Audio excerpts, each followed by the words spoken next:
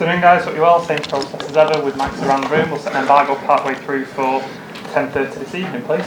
Start with Pete. Good afternoon. Good afternoon. Are you well? Yeah, thank you. Nice weather. Yeah, what? Can I ask you, we understand a deal agreed for Sergio Gomez, a position I think that you've been very keen to strengthen in. Can you tell us a little bit about why you've gone for him and how you see him fitting in, please? Well, you know, the club always is working in many possibilities and chances in all positions. And this one target is a young player.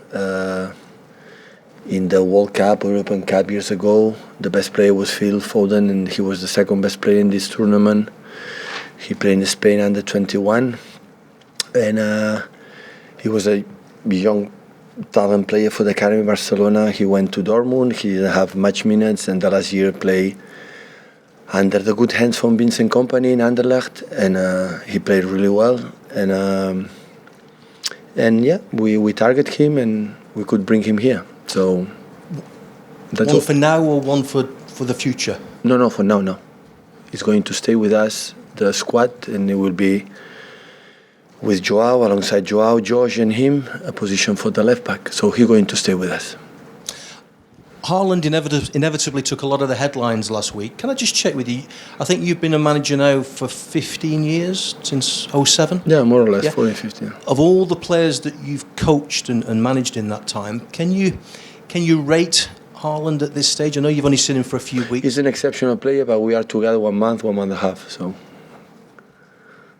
it's not important. It's an exceptional player. It's not necessary to tell you, everybody knows it. But we are just a few times together, and he's an incredible competitor. He want to win, and we are going to do this path together. But you see him in training where we don't. What do you see in training that convinces you that he's so special? Well, there's basically a sense of goal. I have a goal between here, and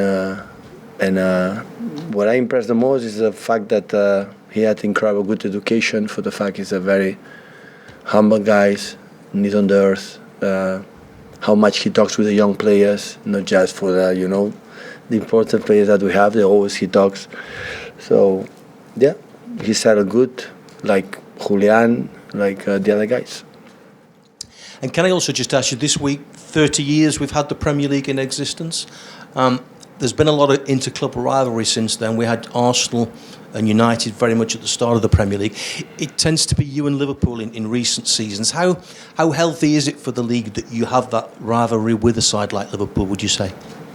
Yeah, we were able to create this rivalry, in this case that's true. The last year, the biggest opponent we faced to win the titles in all competitions here was Liverpool. And be part of that is an honor. Before it didn't happen in this club, of course. When Sheikh Mansour Khaldoon took over the club, and after they make an investment, and we could create a good environment to compete with the elite, the English football. They seem to push you. You seem to push them. Yeah, the sports like this, athletes like this. Yeah, individual and collective sports. You need someone to get you better. Hello, Pep. How's the squad looking for the Bournemouth game? Ready. Impressed. Very impressed, yeah. Saw the game. I have a lot of respect for Scott Parker, the job had done in Fulham, and of course last season in Bournemouth, and this season, the way they play. The patterns are so clear, so clever. So, yeah, we spoke today, these days, we're training, and yeah, we are ready. How tricky is it to face a promoted team at this stage of the season? So tricky. Because you don't know as much about them at this level? No, not for that. New promoters in the first games are so difficult. For the fact they don't feel the pressure because they are still with an incredible mood. For the previous season, they don't have anything to lose. They give everything. They have still the good, karma. What happened the month ago, being promoted, and that makes it always complicated. When after 1 or 2 or 3 months, 4 months, all the teams have the problems with the injuries, for the good moments, bad moments, for the the mood for the locker room. Players don't play, they're a bit more upset. These kind of things always happen after a while. And at the stage, just first game, second game, third game, always is everybody push to do it better. That's why it always is tricky. And your team, obviously Emerick Laporte, I guess, is still injured. Is there anyone else who is a concern for you for this game? Yeah, we have Calvin with some niggles. I don't know if we'll be able. And Cole Palmer had a knock in his feet last game, then obviously it's doubt tomorrow. So the rest are perfect. Thank you. Hi, Pep. I think many people were impressed with the performance and the role of the fullbacks against West Ham. When you now have a striker who's not going to contribute in the same way in midfield as you had before, how does that affect how you choose to use your fullbacks in the play? It's not the first time I've done it. Many years I've done it. Last season with striker, proper striker with Gabriel or Rush playing that, or false nine we played too. And many games we didn't play, and many games this season we are not going to play. So it depends of the quality of opponents, and especially the shape or the opponents defend. The way you attack, it depends of the opponents how they defend, and it's different to attack 4 in the back and 5 at the back. It's different to attack with 2 strikers flat or 1-on-1. It's different to see how the wingers behave. Defense so narrow, so wide.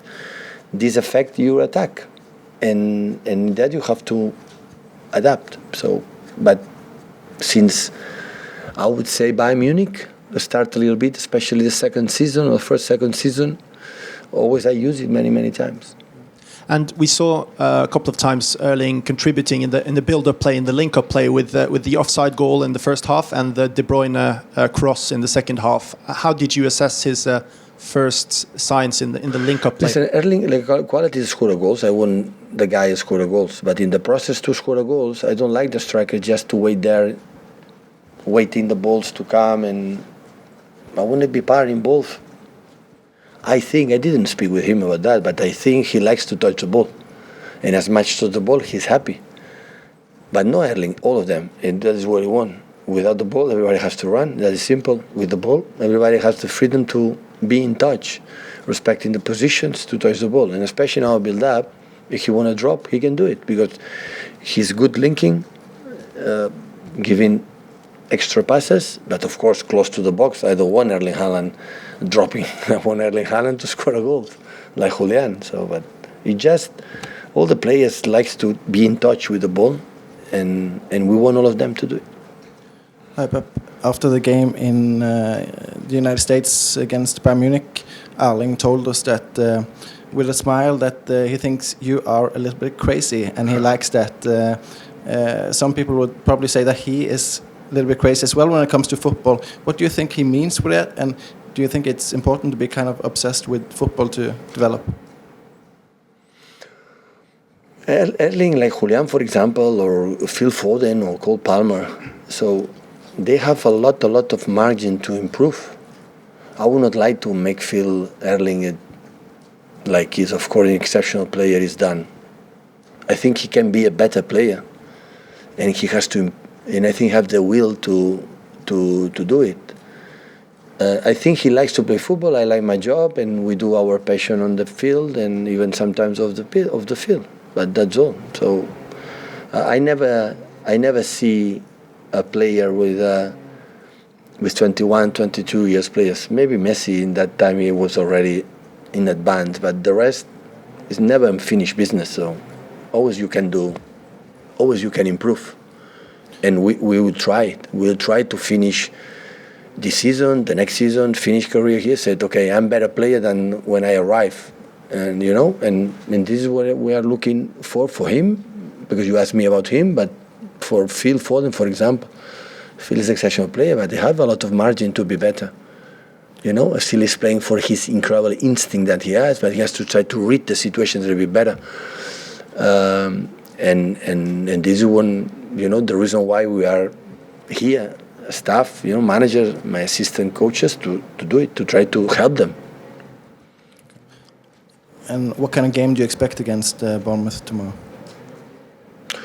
Well, they make quite high pressing in our build-up. They are aggressive. When we make back, they squeeze really well. And after they defend was structured 5 in the back with so narrow in the middle, no much spaces.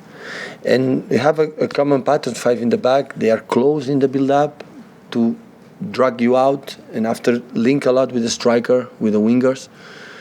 And after, when they contact there, they have a good runners in the opposite side. Like Camp for the Championship, the managers kind of have always good set pieces departments work. Try to impose our game and avoid them. So this is the game I try to figure out is going to happen tomorrow. Hi Pep, it's more a generic question.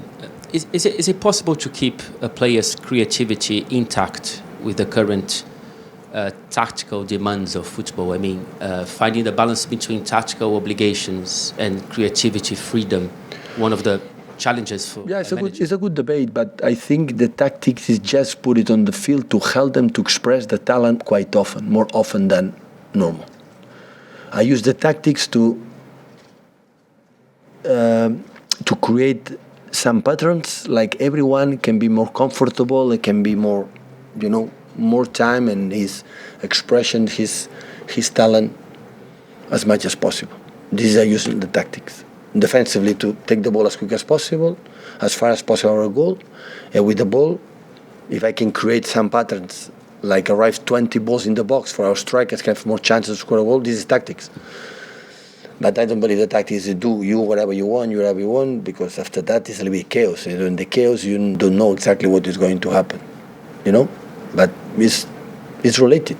I don't think the tactics is against, the creativity for the players. It's completely the opposite. Do they get that? Is it easy to make them understand this? I would say the same is not difficult. And now it's a little bit easier for most of them because we are 7 seasons together and we know each other quite well. You just remember, refresh for the new ones. No, I don't think it's difficult. Absolutely not. Set the embargo for 10:30 this evening, please.